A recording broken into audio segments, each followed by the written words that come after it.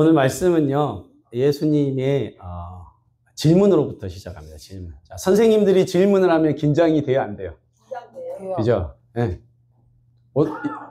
뭐 이번 주 주번 아니면 그죠? 오늘이 15일이면 15번 이래가지고 답하게 하잖아요. 긴장되잖아요, 그죠? 근데 오늘도 예수님이 제자들에게 질문을 하셨습니다. 자, 질문을 했다는 것은 분명히 의도가 있습니다. 예수님이 그냥 묻지 않으세요. 분명히 의도가 있어서 질문을 하셨거든요. 여러분, 자, 오늘 본문 27절을 한번 봐볼까요? 27절에 보면 뭐라고 나와 있어요? 어디서 예수님이 질문을 해서 질문한 장소가 어디라고 나옵니까? 빌립보 가이사랴라고 이렇게 나오죠. 뭐냐면 이 빌립보 가이사랴라는 지역에 대해서 조금 알아야 될 필요가 있는데, 여기는요, 이렇게 이스라엘 지역이 있었지만 이제 로마의 행정구역으로 이렇게 소속돼 있었던 데예요. 그래서 거기서 지금 질문을 하셨다는 거예요. 원래는 가이사랴라는 데가 두 군데가 있습니다. 해변 쪽에 있는 가이사랴가 있고 내륙 쪽에 있는 가이사랴가 있어요. 근데 두 개가 똑같잖아요, 이름이. 그러니까 내륙 쪽을 가이사랴 빌립보라고 했고, 이 해변 쪽은 그냥 가이사랴라고 했어요. 근데 이 두 도시의 이름 가이사랴가 어디에서 단어가 온 거냐면 카이사르라고 들어봤죠? 예. 로마의 황제의 이름을 따서 지은 도시예요. 그러면 그 도시는 누구를 위해 지어진 도시예요? 로마의 황제를 위해서 들여진 도시예요. 저도 이제 해변에 있는 그 가이사랴를 가봤거든요. 가봤더니 이렇게 원형 경기장이 있고 지중해 앞에 헤롯이 지었던 수중 궁전 터가 남아 있더라고요. 굉장히 아름다워요. 그 앞에 지중해가 있긴 한데 지중해가 이렇게 있고, 그런데 여러분, 예수님이 지금 거기서 물어본 거예요. 거기서 물어본 거예요, 예수님이. 근데 거기서 물어보신 이유가 분명히 있다라는 것입니다. 예수님은요, 지금 시저요, 당신이 우리 주인이고 왕이고 이 도시는 당신 것입니다라고 했던 그 중심에서 물어본 거예요. 뭐라고 물어봤어요? 그렇죠. 사람들이 나를 누구라고 하느냐? 그리고 그 다음 질문은 뭐였어요? 너희는 나를 누구라고 하느냐? 그러니까 이 질문한 그 장소가 의미가 있다는 것입니다. 여러분, 그때 사람들이 나를 누구라고 하느냐라고 물을 때 제자들이 뭐라고 대답했습니까? 제자들이 말하기를 28절 시작. 제자들이 여자와 세례 요한이라, 더러는 엘리야, 더러는 선지자 중에 하나라 하던다. 이렇게 대답을 합니다. 그때 예수님이 급하게 급소를 찌르듯이 질문을 합니다. 뭐라고 질문합니까? 너는 나를 누구라고 하냐? 그래, 사람들은 그래. 그러면 너는 뭐라 그래? 굉장히 지금 당황스러운 상황이 됐습니다. 당황스러운 상황이 된 거예요. 저는요, 이 본문을 보면서 제자들이 상당히 당황했을 것이라고 저는 상상이 충분히 갑니다. 이 뭐라고 대답해야 될지 잘 모르는 상황에서 그때 베드로가 이제 대답했던 거죠. 여러분, 자, 혹시 이거 아십니까? 여러분? 네. 아니네. 예. 당황하다와 황당하다의 차이를 좀 아십니까? 당황하다는 뭐고 황당하다는 건 뭘까요? 자, 좀 설명 좀 드려볼까요? 좀 쉽게 먼저 설명드리겠습니다. 자, 황당하다는 거는 잘 들으십시오. 방귀를 뀌려고 계획을 했어요. 근데 똥이 나와버렸어. 이거는 황당한 겁니다. 이거 황당한 거예요. 네? 근데 당황스러운 건 뭐냐? 당황스러운 건 뭐냐면 똥을 싸려고 했는데 방귀만 나왔어. 아니, 그건 당황스러운 거래요. 또 어떤 사람은 또 이렇게 표현하더라고요. 누군가 말하길 버스 뒤에서 제 소변을 보고 있는데 버스가 출발해버렸어. 그러면 뭐예요? 네? 그러면 황당한 거예요. 그죠? 그래서 내가 길에서 노상방뇨라고 있는데 차가 자기 앞으로 와. 그러면 어떤 상황이에요? 당황스러운 상황이라는 거죠. 이건 약간 이제 우스갯소리를 한 거고, 이 당황하다와 황당하다의 차이가 뭐냐면, 이제 당황이 뭐냐면 어리둥절할 황자래요. 어리둥절할 황자. 그러니까 예상하지 못한 일이 생겨가지고 당혹스럽거나 어떻게 해야 할지 모르는 것을 표현하는 말이에요. 그리고 황당하다라는 건 뭐냐면 말이나 행동 같은 것이 참되지 않고 터무니없다. 헛소리를 하는 그런 상황들을 말하는 것이죠. 오늘 본문에서 질문에 당황한 제자들이 대답을 잘 못했어요. 그런데 그 중에 딱 한 사람 대답을 잘했죠. 누가 대답을 잘했어요? 베드로. 베드로가 대답을 잘해서 난관을 넘겼어요. 그런데 곧바로 예수님이 처음으로 제자들에게 당신이 앞으로 죽으실 거랑 부활하실 것에 대해서 말씀을 하셨어요. 처음으로 말씀하신 거예요. 지금까지 말씀 안 하셨었어요. 그런데 그런 그들 입장에서 황당한 말을 쏟아내니까 그 말을 하니까 베드로가 무슨 말을 쏟아내냐면 황당한 말을 쏟아내요. 황당한 말을 쏟아내요. 예수님한테 믿음의 말이 아니라 황당한 말을 쏟아내요. 그래서 오늘 말씀의 제목이 뭐였어요? 오늘 말씀의 제목이 뭐예요? 당황스러운 질문과 황당한 말. 내가 이 두 가지로 여러분과 함께 말씀을 나누도록 하겠습니다. 첫 번째, 먼저 당황스러운 질문에 관한 내용인 말씀 좀 나누도록 하겠습니다. 자, 지금 제자들은요, 한 번도 생각해 보지 않은 질문을 받아 당황했어요. 그냥 예수님이 좋아서 따라가 다니고 있어요. 병도 고쳐주고 먹을 것도 주고. 예수님이 메시아 같아서 좋아서 쫓아다녔어요. 근데 막상 예수님께서 너희가 따르고 있는 나를 너는 누구라고? 이렇게 딱 물어봤어요. 개인적인 질문, 1대1의 질문으로 하신 거예요. 이렇게 물으시니 뭐라고 대답해야 될지 모르는 상황이 벌어진 거예요. 그러나 예수님은요, 지금 가이사랴라고 하는 최고의 권력자 앞에 헌정된 그 도시의 중심에서 주는 나의 그리스도이십니다.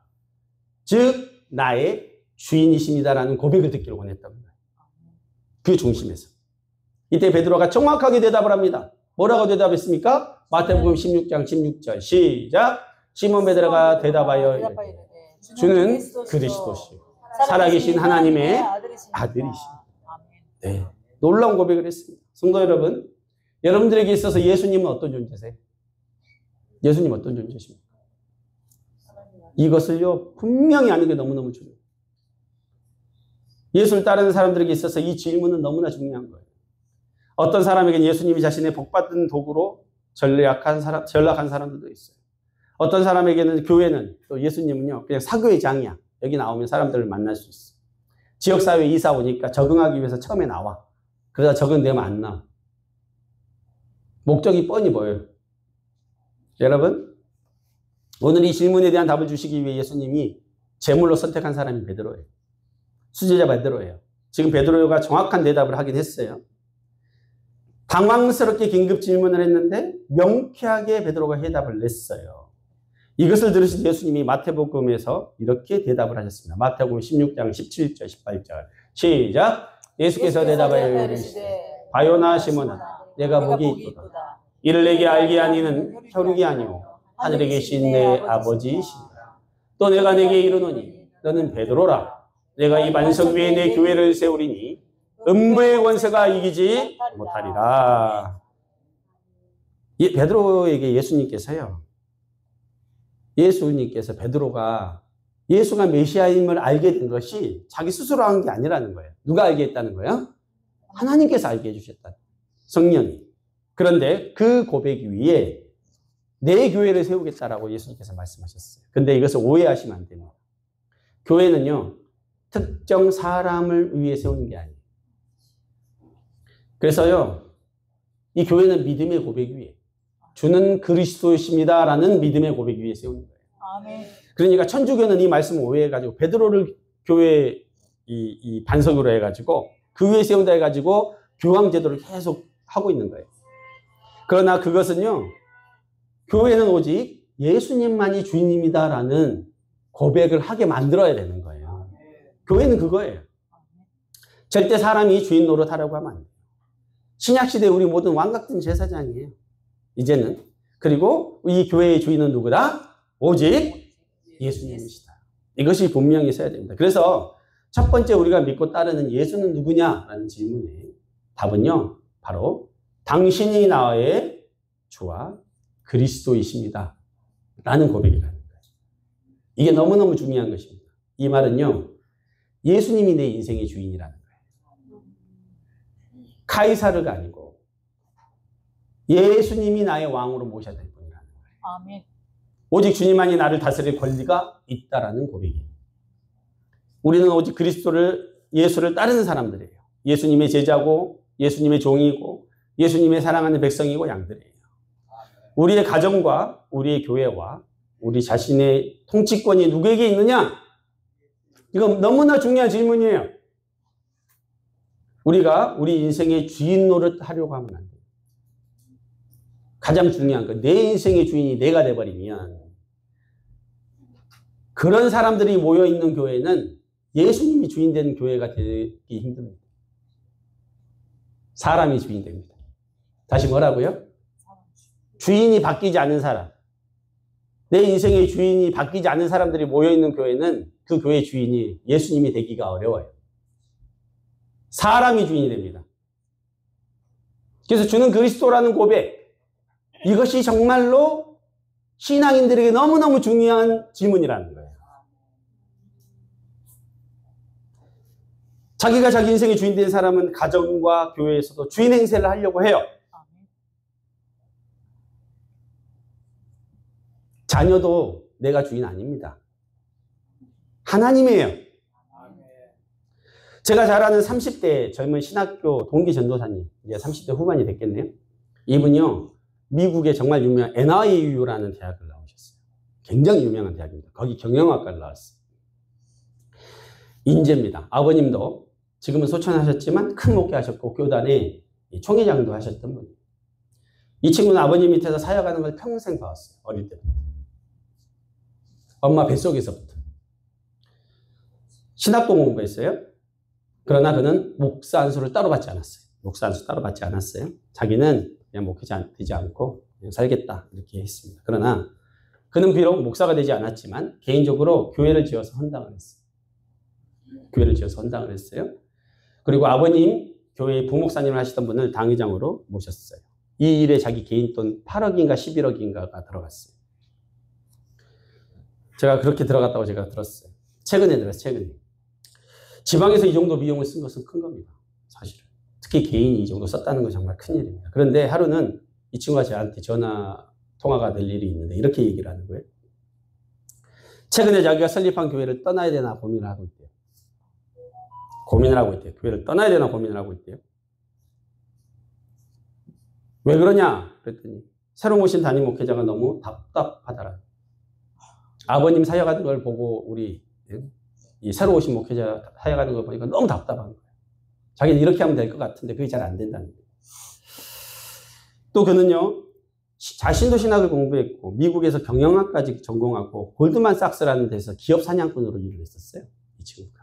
몇 천억 되는 회사들을 막 사고 팔고 하는 일들, 직원들 자르고 뭐 이런 거 다 있기 때문에 정말 인재예요, 이 친구. 근데 이 친구가 자기가 직접 사역하지 않고 다른 사람이 사역하고 있는 것을 또 맡긴 것을 바라보고 있자니 너무너무 답답한 거예요. 그런데 저는요, 그 말이 참 은혜가 됐습니다. 왜 은혜가 됐냐면, 이 정도 됐으면 어떤 말이 보통 나오냐면요, 자기가 교회의 주인이 돼가지고 목회자를 내보냅니다. 자기가 마음에 드는 사람으로 바꿔치기 하죠. 청명할 때도 조건을 막 걸어요. 사모도 이력서 막 쓰라 그러고 추천서도 막 받고 심으로 목사로만 두고 아니다 싶으면 바로 잘라버리죠. 설교만 시키다가 마음에 안 들면 바로 바꿔버려요. 그런 안전장치를 두고 살아요. 그런데 이 친구가 저에게 나한테 이러는 거예요. 자기가 교회를 옮겨야 하나 고민한다는 거예요. 그래서 제가 뭐라고 했냐면 넌 남아있어야 돼. 제가 이렇게 얘기했어요. 만약에 그 친구가 저에게 그 목사님을 내보내야 될 것 같아요. 그랬으면 저는요, 그 친구한테 따끔하게 혼을 냈을 거예요. 그러려면 네가 나가야 된다. 네가 나가야 된다. 네가 왜 교회의 주인이 되려고. 그런데 그는요, 자기가 나가야 하나 고민했다는 거예요. 얼마든지 그 지분에 대해서 영향력을 행사할 수 있는 사람이에요. 헌신한 돈이 얼마예요? 목회자를 세워주기 위해 자기도 교단도 옮겼어요. 주변에 목회자를 소개까지 해줬어요. 그런데 그는 자기가 교회의 주인이 되지 않기 위해 떠나려고 기도하고 있대요. 이거 쉬운 것 같죠? 아닙니다. 정말 어려운 일이에요. 그런데 사실 이게 맞아요. 나도 모르게 내가 교회의 주인처럼 되어 있어버리면 회개해야 돼요. 그때는 내려놓을 때라는 거예요. 주님께 양보해야죠. 사람한테 양보하는 것이 아니에요. 그것이 하나님 앞에서 아름다운 일이라는 거예요. 이것이 오늘날 예수님을 따르는 사람들에게 중요한 메시지예요. 가정에서도 마찬가지고 나 개인도 마찬가지라는 거예요. 여러분의 주인은 오직 누구시다? 예수 그리스도. 예수님이시다. 그 고백이 분명히 있기를 축원합니다. 아멘. 성도 여러분, 여러분 스스로가 그리스도가 되려고 하지 마십시오. 여러분 스스로가 메시아가 되려고 하지 마세요. 또한 내게 힘을 줄 것 같은 세상의 권력자 앞에, 돈과 권력 앞에 종이 되지 마십시오. 눈치 보지 마십시오. 아멘. 요즘에 청문회 보고 있으면 답답합니다. 답답해요. 그 권력 앞에서 말도 못하고. 시편 146편 3절, 4절.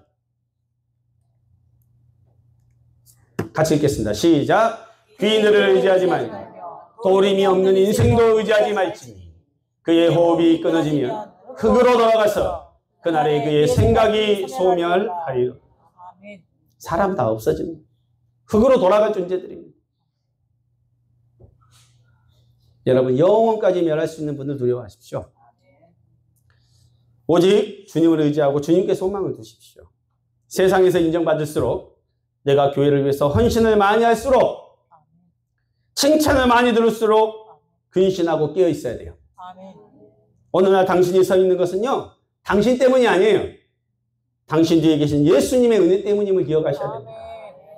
예수님이 없으면 우린 죄덩어리입니다. 그래서 우리가 마음대로 의사결정할 수 있을 때가 가장 위험할 때예요. 그래서 은혜 받는 것보다 받은 은혜를 지키는 게 더 중요해요. 다 처음에 은혜 받았다 나중에 다 타락하고 무너지고 교만해지는 모습 너무 많이 봤습니다. 이 예수님의 질문에 정직한 답을 내놓고 자기를 깊이 점검하시기 바랍니다. 이 주종의 사실을 분명히 하시는 모든 주의 권속들 되시기를 축원합니다. 아멘. 두 번째 질문 뭡니까? 두 번째는요, 그 다음 페이지입니다. 황당한 말에 대한 것, 황당한 말. 처음에는 당황스러운 질문에 관한 것이었고, 두 번째는 황당한 말에 관한 것입니다. 예수님은요, 베드로의 이 놀라운 고백을 받으시고, 지금까지는 제자들에게 하지 않으셨던 중요한 말을 꺼내셨어요. 무슨 말씀을 꺼내셨습니까? 오늘 보면 31절입니다. 함께 보겠습니다. 31절. 31절. 시작. 인자가 많은 고난을 받고 장로들과 대제사장과 서기관들에게 버림받되 죽임을 당하사 사흘 만에 살아나야 할 것을 비로소 그들에게 가르치시되. 얼마나 중요한 내용입니까? 그죠? 예수님이 이 땅에 오신 목적이에요. 그죠? 방향성이에요. 그 주님은 그 길을 가셔야 해요. 그런데 지금 베드로는 뭐라고 했어요? 예수님을 붙들고요, 항변을 했습니다. 질문을 한 게 아니라 뭐를 했다고요? 항변을 했대요. 그 어떤 표현 같아요?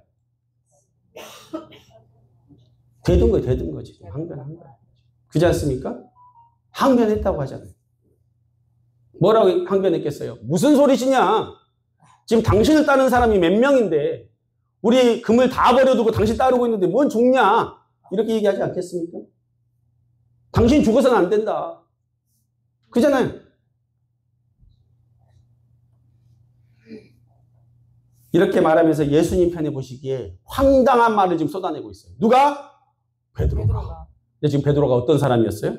주는 그리스도시요, 살아계신 하나님의 아들입니다. 이렇게 고백했던 사람이 지금 이러고 있다는 거예요. 그때 예수님께서 33절에 무슨 말씀하십니까? 함께 읽겠습니다. 시작. 예수께서 돌이키사 제자들을 보시니 베드로를 꾸짖어 이르시되 사탄아 내 뒤로 물러가라. 내가 하나님의 일을 생각하지 아니하고 도리어 사람의 일을 생각하는도다. 여러분, 예수님을 따르는 사람들은요, 오직 하나님의 일을 생각하는 사람들이 돼야 돼요. 그렇지 않으면 사탄의 말을 자기도 모르게 하게 됩니다. 베드로는 예수님 그리스도시와 하나님의 아들입니다라는 놀라운 고백을 했음에도 불구하고 온전한 믿음의 사람이 아니었어요. 그 당시에. 그는 사람의 일을 여전히 생각했던 사람이었다. 그래서 주님 앞에 황당한 말들을 쏟아낸 거예요. 사실 지식적으로 많이 아는 것이 중요한 것이 아니라는 거예요. 결국은 우리가 평소에 무엇을 생각하며 사느냐. 그것이 중요함을 말씀해 주고 있는 거예요. 그 사람이 하는 말 있죠? 그 사람이 평소에 생각하는 것이 나오는 거예요. 그래서 그 사람의 말을 잘 들어보면 이 사람이 믿음 있는 사람인가, 하나님의 일을 생각하는 사람인가, 사람의 일을 생각하는 사람인가를 알 수가 있는 거예요. 여러분, 나는 평소에 하나님의 일을 생각하는 사람인가? 아니면 사람의 일을 생각하는 사람인가? 점검하시기 바랍니다. 아멘. 사람의 일을 생각하는 사람과 하나님의 일을 생각하는 사람의 차이는 너무나 분명해요. 제가 설명을 좀 드리겠습니다. 카이사르 황제의 법, 세상법을 따르는 사람들은요, 다시 말해 사람의 일을 생각하는 사람들은요, 어떻게 하냐면 계산 논리가 정확해요. 정확해요. 이성과 권력도 쫓아요. 오늘 본문의 베드로 사건뿐만 아니라 가룟 유다와 제자들을 보면 더 명확해져요.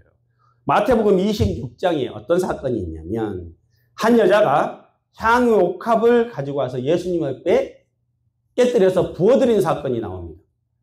그들은 먼저 그때 제자들은 어떻게 반응하냐면 그 향유의 가치부터 계산을 해요. 이 사건이 왜 일어났는지도 생각 안 해요. 그냥 그 향유의 가치만 생각합니다. 그래서 도리어 화까지 내버립니다. 26장 8절 9절 읽겠습니다. 시작. 제자들이 보고 궁계하여 이르되 무슨 의도로 이것을 허비하느냐? 이것을 비싼 값에 팔아 가난한 자들에게 줄 수 있었겠도다. 사람의 일을 생각하는 사람들은요, 답이 정확해요. 논리적으로 들어맞아요. 그러나 아무리 맞는 말을 해도 그것이 옳게 보여도 하나님의 일과 사람의 일은 다릅니다. 예수님이 십자가에서 죽으실 것을 말했을 때 아무도 안 믿었어요.